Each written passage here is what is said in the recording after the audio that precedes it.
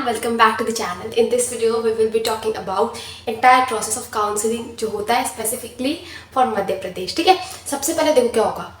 जब all India का counselling शुरू होगा उसके 20 दिन के बाद तुम्हारा जो स्टेट काउंसलिंग है मोस्ट प्रोबेबली शुरू होता है.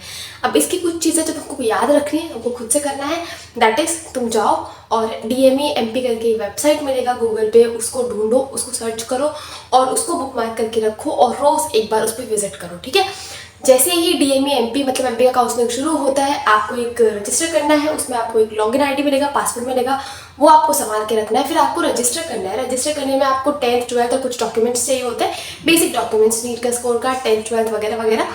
और आप रजिस्टर कर दोगे. रजिस्टर करने के बाद होगा क्या कि जैसे आपने रजिस्टर कर दिया, इसके बाद आप छोड़ दोगे. एक हफ्ते के बाद आपका एक मेरिट लिस्ट बनता है जिसको स्टेट रैंक भी बोलते हैं. उस मेरिट लिस्ट में दिखेगा कि आपकी रैंक पूरे स्टेट में कितनी है. ठीक है, उस हिसाब से डिसाइड कर सकते हो कि दी इतनी स्टेट रैंक है तो मुझे ये कॉलेज मिल जाएगा. प्रिडिक्ट करना. ठीक है, उसके बाद जैसे ही मेरिट लिस्ट आता है आपको चॉइस फिलिंग का ऑप्शन मिलता है. आप भरोगे अपने कॉलेज का नाम कि आप कौन सा कॉलेज चाहते हो.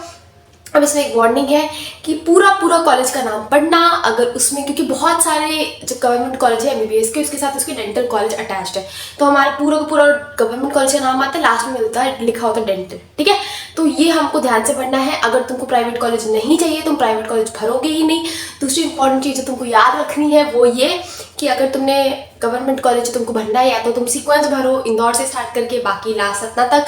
और अगर तुमको ऐसा लग रहा है कि दी नहीं ये कॉलेज मुझे पसंद है, मुझे ये पहले लेना है, और मेरे पास ये भी ऑप्शन है कि अगर मैंने छोटे वाले को पहले भरा तो मुझे मिल जाएगा, तो डेफिनेटली वो कॉलेज पहले भरो जो तुमको ऐसा लग रहा है कि दी ये मुझे मिल भी जाएगा और मुझे प्रेफरेंस में ये कॉलेज रखना है. ठीक है, और ऐसा नहीं होता कि दी अगर हमने पहले गवर्नमेंट कॉलेज बड़े वाले भर दिए या ज़्यादा मार्क्स वाले भर दिए और नीचे कम वाले भरे तो मुझे नहीं मिलेगा. ऐसा नहीं होता. काउंसलिंग हमेशा हायर से लोअर की तरफ जाती है, तो जो आप पहले भरोगे उसको पहले प्रेफरेंस रखा जाएगा, सीक्वेंस वाइज रखा जाता है. फिर आपका मेरिट लिस्ट आया, आपने चॉइस फिल किया, फिर आता है 2-5 दिन में आपका रिजल्ट आएगा.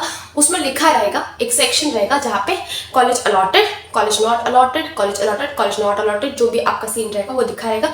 फिर आपको 4-5 दिन का ऑप्शन मिलता है. उस 5 दिन में आपको वो कॉलेज विजिट करना है. वहाँ पे अपने सारे डॉक्यूमेंट्स के, एक तो रियल डॉक्यूमेंट्स और दूसरे 4 फोटोकॉपी आपको चाहिए. आप जाओगे कॉलेज, आप वो डॉक्यूमेंट्स जमा करके आओगे, आप वेरीफाई करवा के आओगे ऑफलाइन. इसके बाद अगर आपको ऐसा लग रहा है कि दी दिस अ गुड कॉलेज और आई वांट दिस कॉलेज, तो आप क्या करोगे, उस पर्टिकुलर टाइम पे लॉक कर दोगे. ठीक है दी. और अगर आपने भरा, आपने क्या कहते हैं अपग्रेड के लिए डाला, तो आपको फिर से दोबारा चॉइस फिलिंग करनी पड़ेगी. चॉइस फिलिंग में एक जो बहुत इंपॉर्टेंट चीज़ है वो ये कि आप गलती से भी लॉक करना मत भूलना. अगर आपने लॉक नहीं किया तो आपका पूरा का पूरा जितना भी प्रोसेस है वो पूरी तरह से खराब हो गया. आपने अपग्रेड करना है, फिर भी आपको लॉक करना है, आपको दोबारा चॉइस फिल करना है. ऐसा नहीं कि दी मैंने एक बार भर दिया है तो अब दोबारा शायद मैंने अपग्रेड के लिए डाल दिया, तो नहीं आपको. और जब आपको अपग्रेड करना है तो आप जिस दिन कॉलेज से आओगे वापस, मतलब पहले काउंसलिंग के कॉलेज को वेरीफाई करवा के उसी दिन आपको अपग्रेड के बटन पे क्लिक करना. और अगर आपको अपग्रेड कराना है तो आपको कॉलेज में जाके बताना पड़ेगा कि सर और ma'am I want to go for upgradation process. वो आपसे सीट लिविंग और रूरल सर्विस बॉन्ड नहीं भरवाएंगे, क्योंकि वो स्पेसिफिक कॉलेज का उन्हीं को भरवाया जाता है जिन्होंने वो कॉलेज अलॉट कर लिया, लॉक कर दिया. ठीक है, फिर इसके अलावा आपने अगर सेकेंड राउंड अपलोड किया, आप अपग्रेड करोगे, दोबारा वही चीज़ जाओगे. अब आपके पास रियल डॉक्यूमेंट्स नहीं होंगे, लेकिन आपके पास 4 फोटोकॉपी अभी भी होनी चाहिए. आप उस नए वाले कॉलेज में जाओगे, आप वो 4 फोटोकॉपीज देकर आओगे and you will come back and फिर आपको अगर कॉलेज लगता है सही, आप लॉक करोगे. ये होता है हमारे पास. और अगर ऐसे लग रहा है तो फर्दर आप मॉपअप राउंड में जा सकते हो. पर गवर्नमेंट कॉलेज अगर चाहते हो तो मॉपअप में जाने का कोई लॉजिक नहीं, literally I am telling you, कोई लॉजिक नहीं. ठीक है, ये हमारा पहला चीज़ होगा. दूसरा इंपॉर्टेंट चीज़ जो मुझे आपको बताना था वो ये कि देखो, सबसे पहले तो अपने डॉक्यूमेंट्स रेडी करो. बहुत इंपॉर्टेंट है. डॉक्यूमेंट्स रेडी करने के बाद तुम आगे मूव करोगे.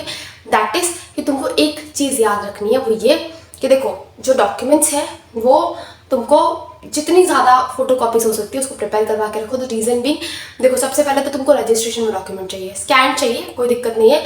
और 11th का सर्टिफिकेट खासकर उसको करवा के रखो. TC माइग्रेशन CC इसको करवा के रखो, क्योंकि इसके बहुत रिलेटेड डाउट थे. बाकी तो आपके पास यूजुअली डॉक्यूमेंट्स होते हैं.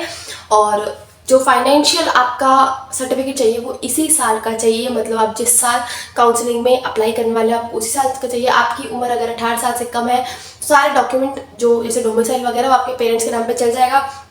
अगर 18 ईयर से ऊपर आपका डॉक्यूमेंट है तो मतलब एज है, तो फिर डेफिनेटली आपको अपने नाम पर कोई भी डॉक्यूमेंट बनवाना पड़ेगा।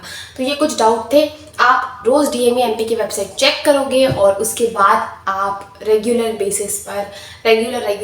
बेसिस पर आप उस वेबसाइट पे विजिट करोगे। और अगर आपको फिर भी लगता है कि दी ये मुझसे नहीं हो पाएगा, या if you want help regarding your NEET counselling, तो you can join my Telegram और फिर you can ask me your doubt.